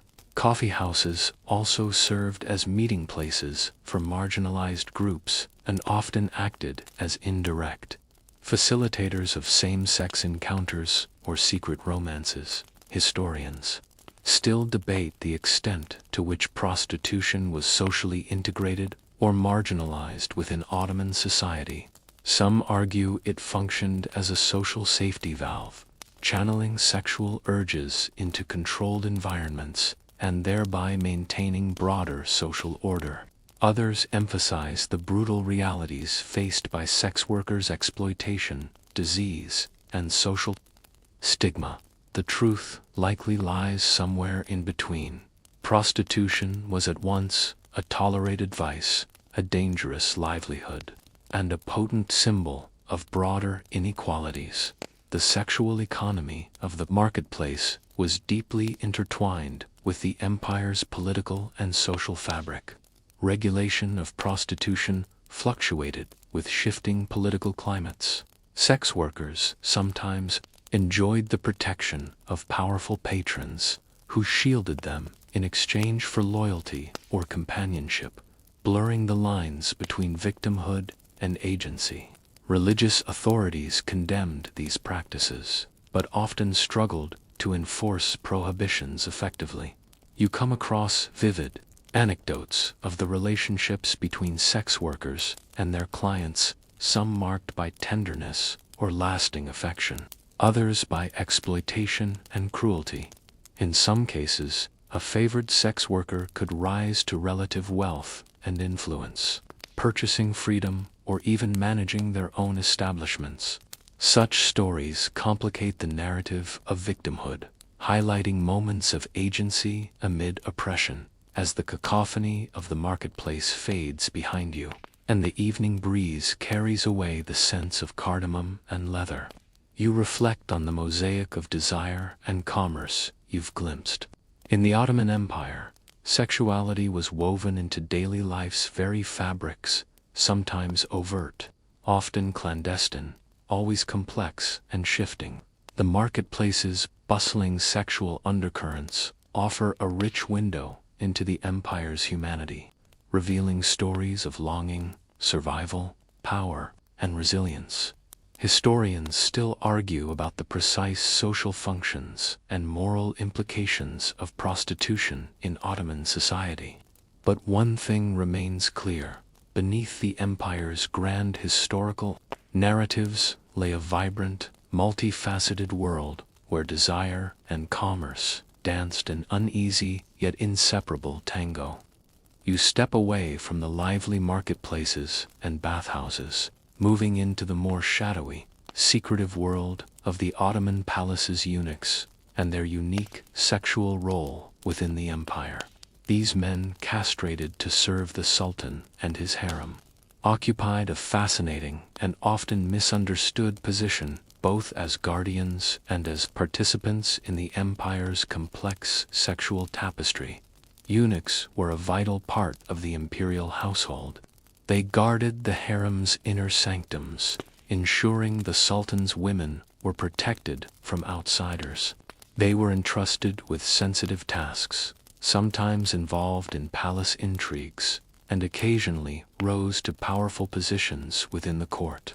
It's easy to picture them silently moving through the palace's labyrinthine halls, eyes sharp, voices hushed, holding secrets few could imagine.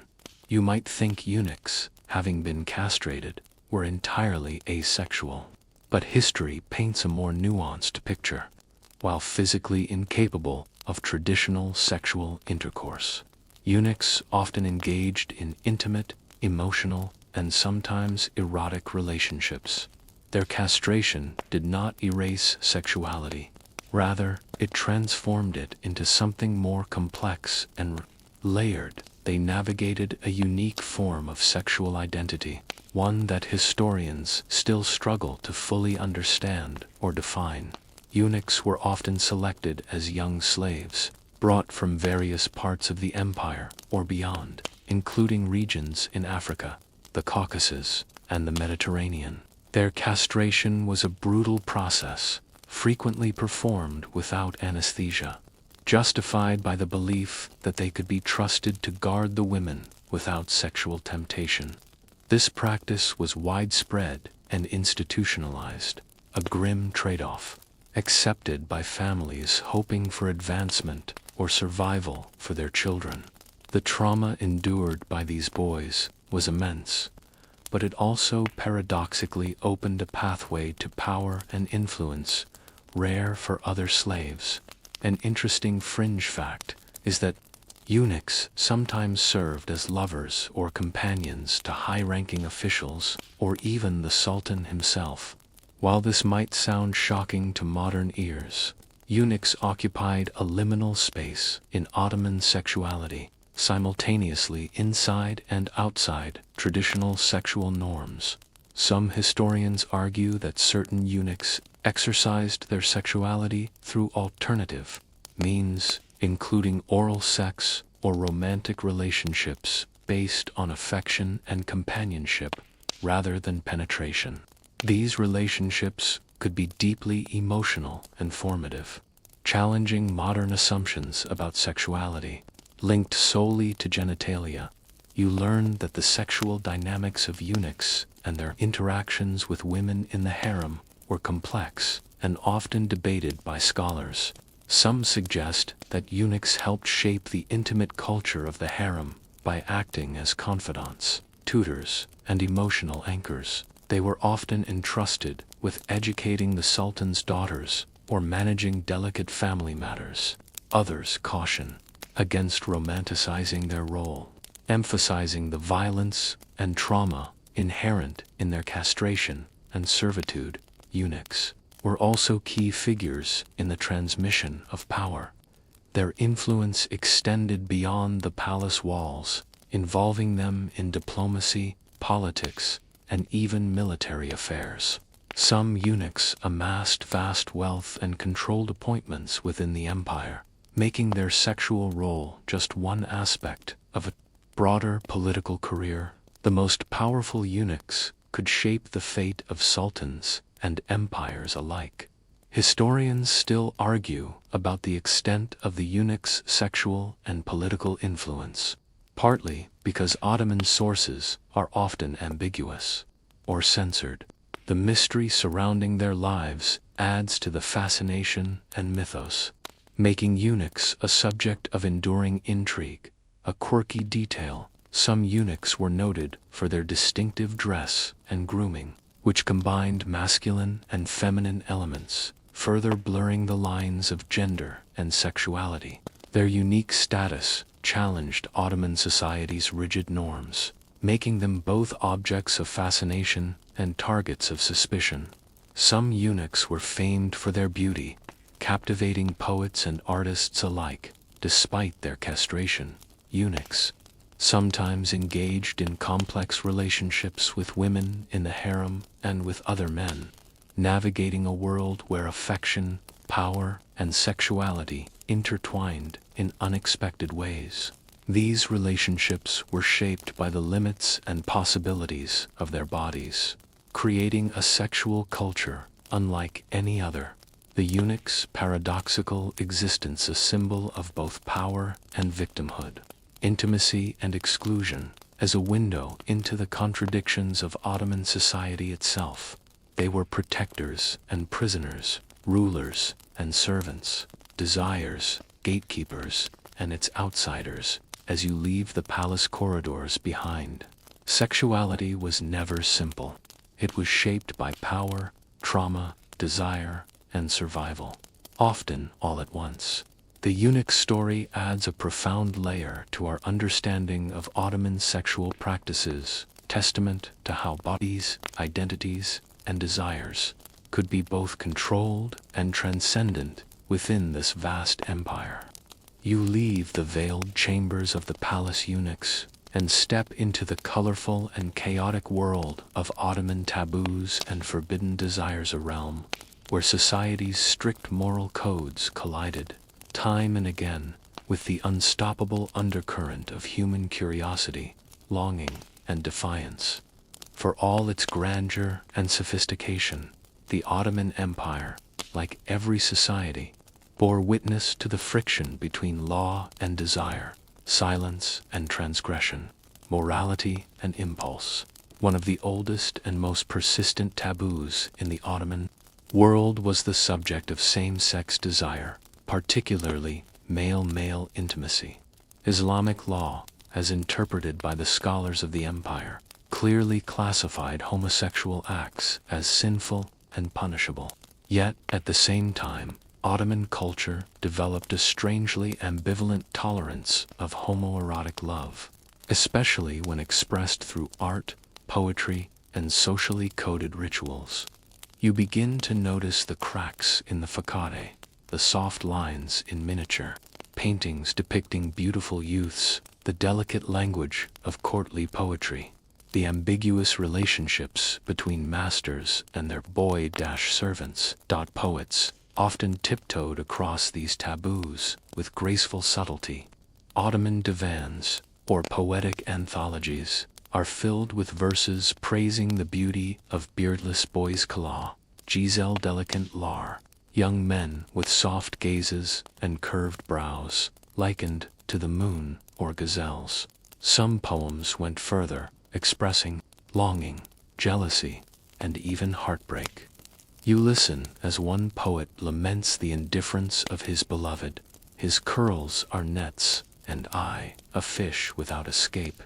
And though such language might sound metaphorical today, to the contemporary ear, it was charged, daring, and not always metaphor.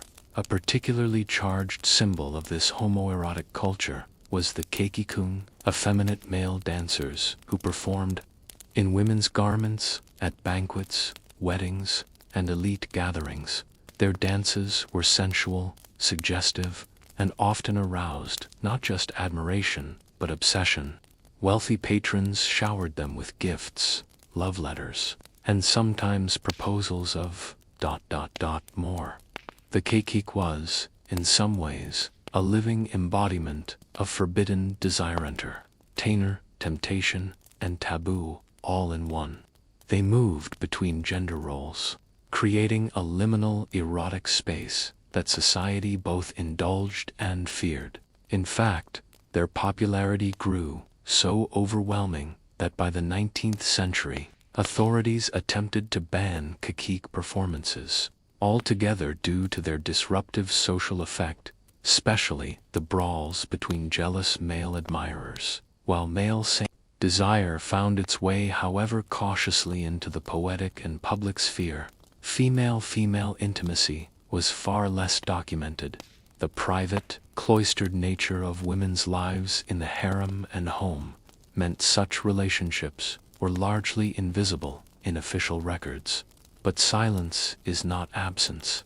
Women living together in close quarters for years, sharing beds, baths, secret stretches plausibility to suggest that emotional and even erotic bonds never bloomed. Occasional travelogues or scandalous European accounts hint at these possibilities, though historians remain divided.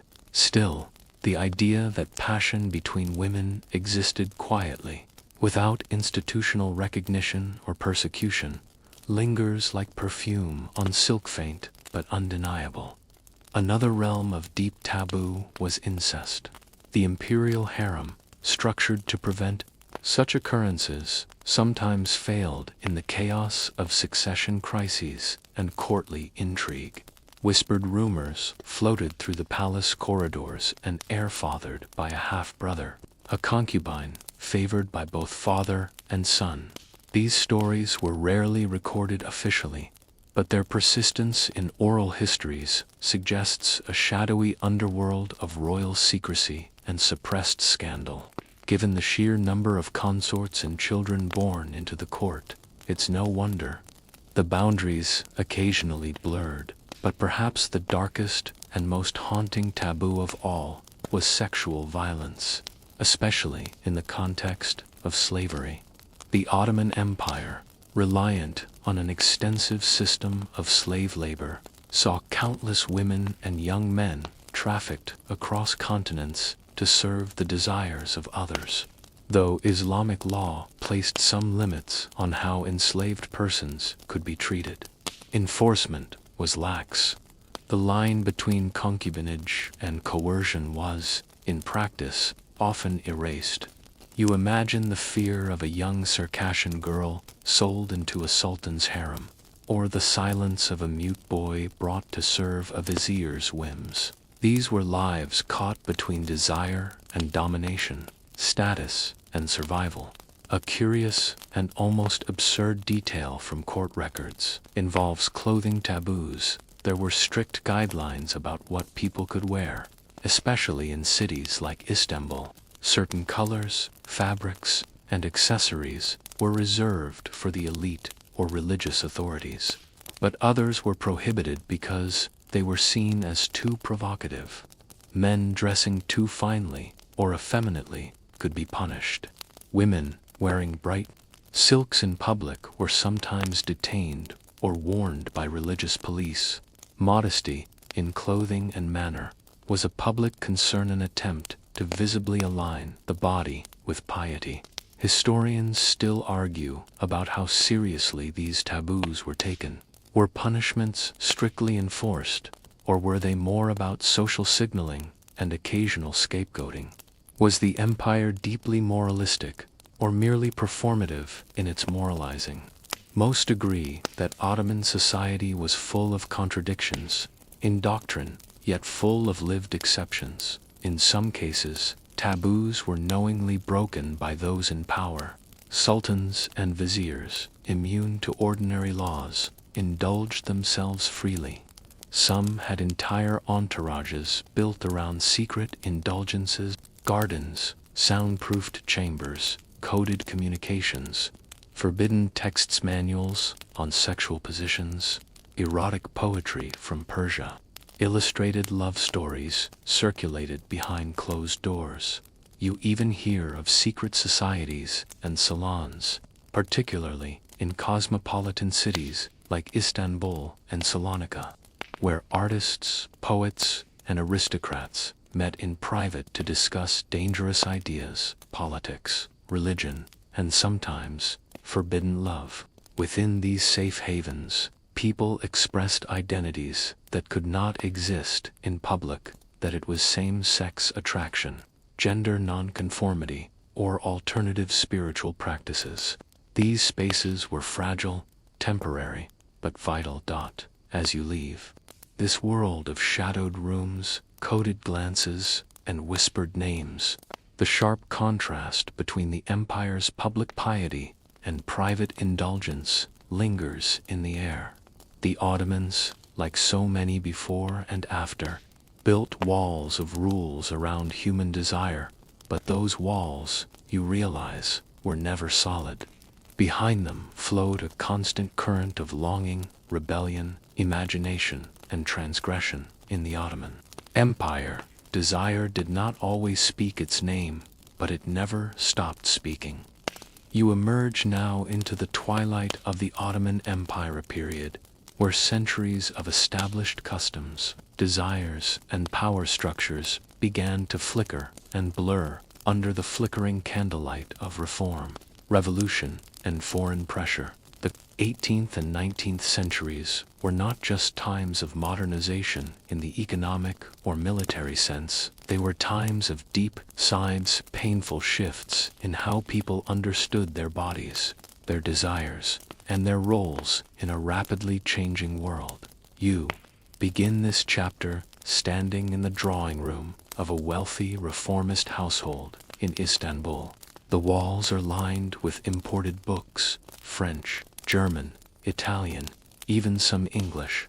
A dusty treatise on medical pathology lies open on the desk. Somewhere on its yellowing pages, the word homosexual appears in Ottoman script, newly adopted. From French, it's a quiet word, clinical, sterile, and yet it signals something massive. The empire is no longer describing love or lust through poetry or religious framing. It is beginning to name and categorize sexuality. This is no small shift. Before this, a man might write love poems to a beautiful boy and be seen as a passionate admirer, a connoisseur of beauty. Now, he might be labeled deviant, or worse, sick. And you feel it how cold this shift is, how it slices through the sensual ambiguity that had once allowed a spectrum of desire to be expressed, if not celebrated. The old Ottoman lexicon of love was rich with metaphors, wine, cups, roses, moons, arrows. A beloved could be male or female, as long as the grammar allowed the reader to pretend they didn't notice. But under the growing influence of Western sexology, metaphors were replaced with diagrams, medical charts, and shameless terminology. What once lived in the heart was now diagnosed in the brain.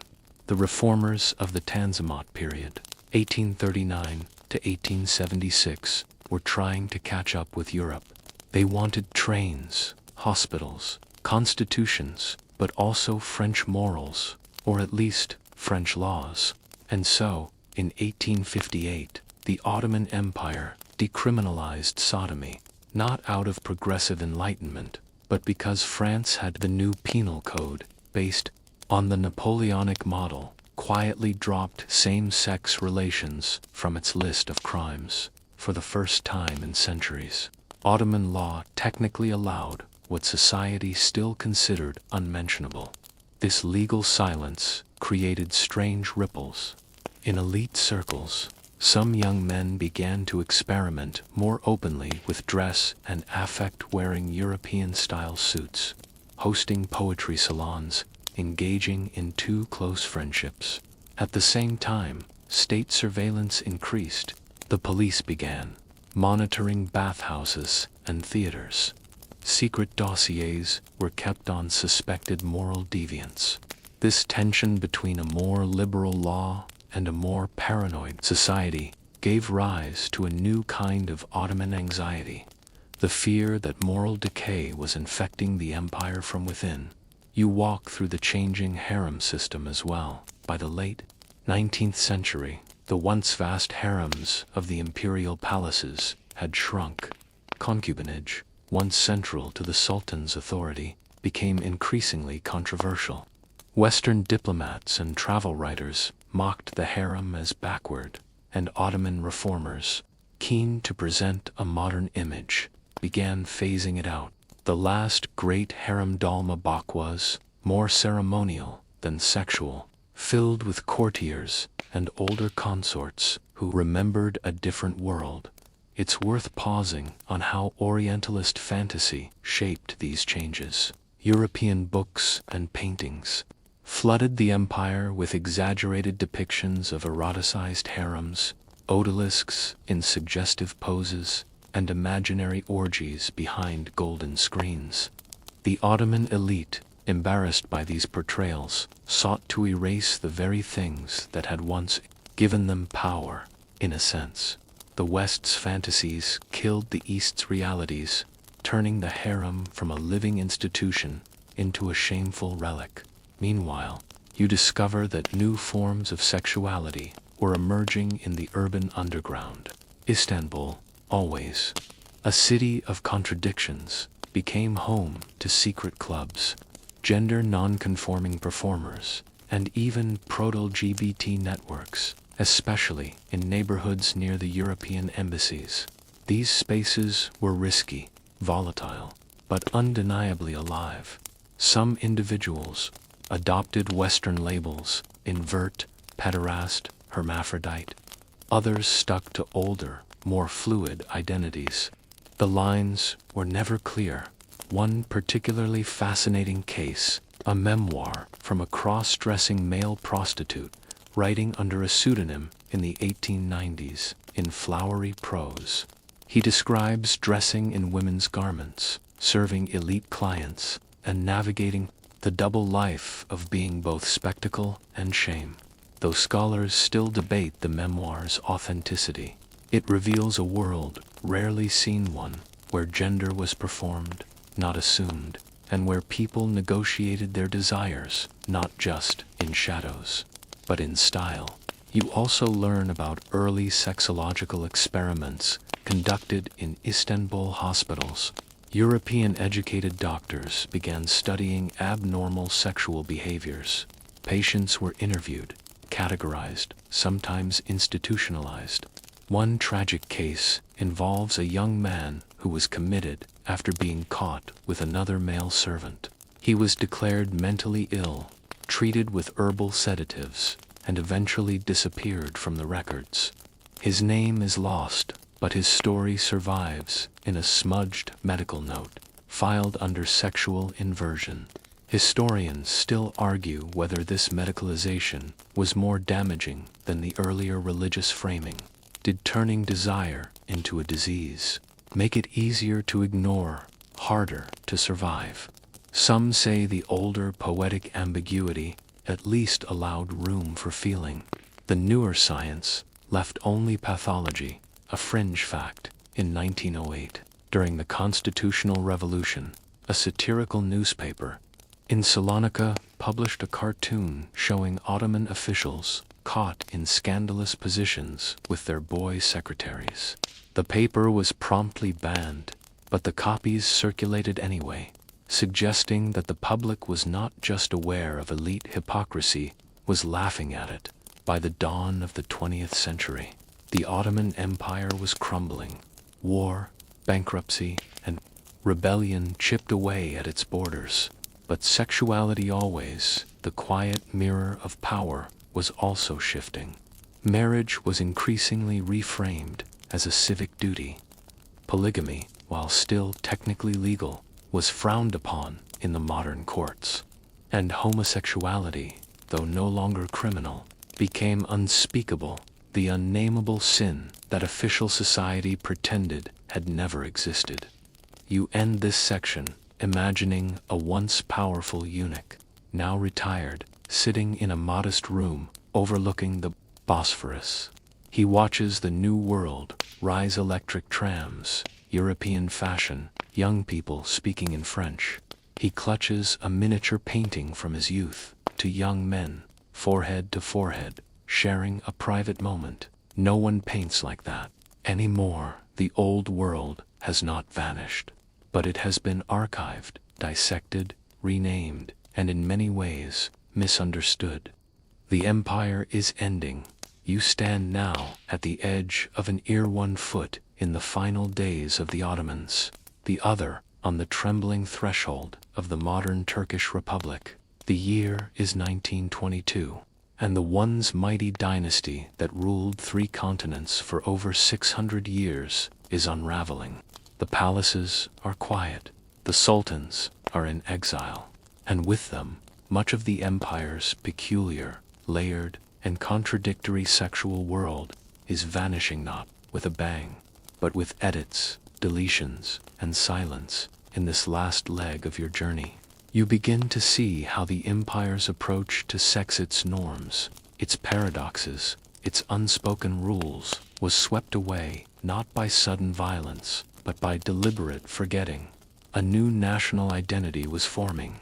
The Ottoman world, with its harems and eunuchs and kekik dancers, was seen as embarrassing to medieval, too unscientific, too Eastern.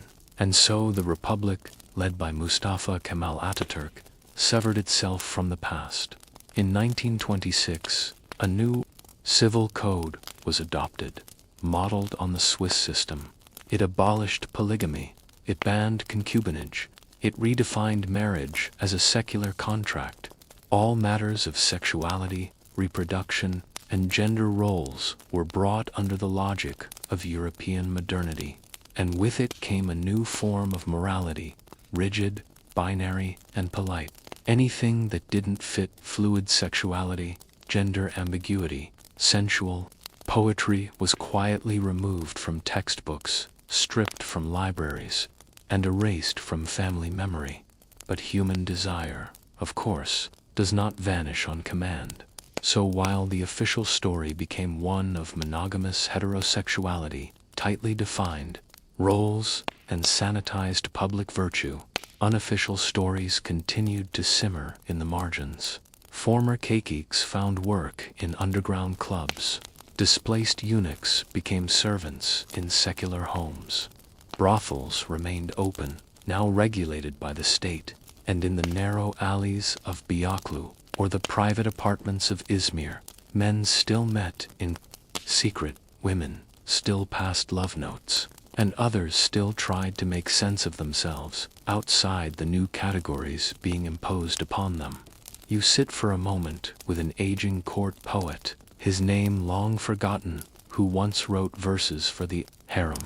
He tells you that the new students no longer read his work. They think it strange, archaic, too obsessed with beauty. He still remembers the smell of the harem gardens, the weight of ink on silk, the thrill of forbidden verses whispered into a lover's ear. But now, all of that feels like a dream he's no longer allowed to have. And what of the women? In the early Republic, women were granted new rights, education, suffrage, careers, and yet, in this pursuit of modernity, the deep complexities of Ottoman women's sexual agency were flattened. The concubines who once wielded political power, the harem favorites who outmaneuvered viziers, the informal bonds between women, all of it was reframed as oppression. Only the victim narrative remained. And while liberation did come in some ways, it came at the cost of forgetting how complex, clever, and cunning those women had been within their gilded cages. Historians still debate whether this sweeping clean break was necessary. Some say the Ottoman sexual system was unsustainable, that it could never have survived democracy, industrialization, or global war. Others argue that too much was lost too quickly, that in fleeing from the past, modern Turkey also fled from parts of itself. There is a strange sadness in that silence. And then there are the archives, what little remains. Hidden in dusty drawers are old police reports from bathhouse raids, confiscated erotic manuscripts, letters between same-sex lovers, accounts of transgender performers, and medical files diagnosing abnormal behaviors. The Ottomans never completely understood themselves, and neither do we. What we know comes in fragments, half-torn journals, censored poems, official documents written in deliberately vague language. But even in these fragments, you hear the echo, a desire to be seen, even if just for a moment. You walk, finally, through the ruins of the old harem at Topkapi. The marble is cracked. The stained glass windows have faded. Tourists snap pictures of the rooms that once echoed with whispered intrigues, political games, and fleeting passions. No one here remembers the names of the girls who once sang lullabies to the Sultan's children, or the eunuchs who kept their secrets. And maybe that's the most haunting part of all, not what the Ottomans did, but what we've chosen not to. Remember, as you prepare to leave this long, winding journey, you realize that Ottoman sexuality was never truly about sin or shame, virtue or vice. It was about survival, control, pleasure, identity. It was about power, not just political power, but personal power. The power to define oneself in a world of hierarchy, restriction, and beauty. A world that shimmered with contradiction and desire. And now, like the echo of a distant prayer call in the Istanbul twilight, it fades but doesn't vanish. And now, you're back in your bed. The sounds of the empire have grown faint. The rustle of silk slippers in the marble halls. The quiet laughter behind painted fans. The clink of goblets in candlelit chambers. The empire sleeps now. Its dreams, strange and vivid, curl into shadows. You breathe in slowly, letting your body settle. The air is still warm from the memories, but cooler now, more still. You made it through the maze of passions, punishments, and power. You tiptoed across forbidden thresholds, saw the veiled faces, heard the whispered names. You learned what the scrolls never said out loud, that desire, no matter how tightly bound, always finds its way. And yes, you probably wouldn't have lasted a day there between the rules, the risks, and the rituals. But for a little while, you drifted through that world. You glimpsed it, just out of reach. Now, it folds itself back into silence, like a closing fan. Your heartbeat slows. The walls of the palace dissolve, one by one. The marble fades. The scent of rosewater disappears. What's left is only you in the quiet dark, in the soft hum of your own room, safe, still. And though the empire is gone, its stories remain, tucked in the folds of forgotten pages and fading verses. They linger, like perfume, or memory, or the weight of a secret never quite confessed. So close your eyes now, let the night cover you like silk, and when you wake, the world will be newer, lighter, and just a little more curious.